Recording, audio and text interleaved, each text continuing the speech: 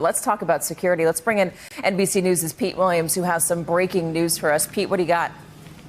So the question we've been looking at today is whether some members of the National Guard have been relieved of duty after the vetting process. The AP reported this morning that 2 members of the Guard were relieved after vetting found some troubling connections with radical extremist views.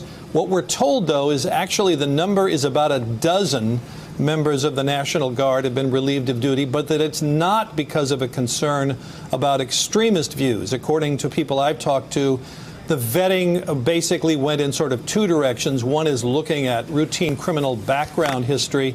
Any kind of hits of troubling information there would have resulted in this decision. And secondly, an analysis of looking at what other guardsmen were saying about what they heard people making troubling comments. And so the Guard's attitude was simply, let's just have zero tolerance. We might as well just, take no chances and move these people out. So it's about a dozen members of the Guard. I'm told it's not because of radical extremist concerns, but because of what you might call more routine concerns. And my understanding is that the Defense Department will have more to say about this probably within the hour. Pete, let me also ask you while you're here, the U.S. has filed conspiracy charges against an Oath Keeper leader. We did see some video on the day of the siege of what looked like these coordinated formations moving very deliberately up the Capitol Hill steps, people who were in military gear. It said Oath Keeper on the back of much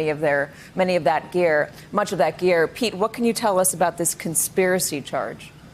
Well, it is a conspiracy charge. They say there were 3 people that were involved with the Ohio Oath Keepers, and that they talked about coming here in advance, looked for hotel rooms, seemed to be kind of coordinated as they went in. A group of 8 to 10 people, they say, that seemed to be coordinated when they went into the Capitol, and once they got in, seemed to have, in essence, a kind of command and control structure.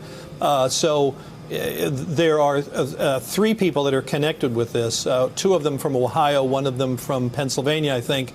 And this is part of the FBI's real effort here to focus on, to what extent was there a command and control structure?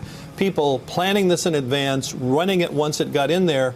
And a lot of these people are current or former military, and they had military-type garb on. They were wearing body armor or helmets or goggles, sort of tactical equipment, many with Oath Keeper patches. Yeah. There have been about 11 people identified that are in what you might call radical extremist groups.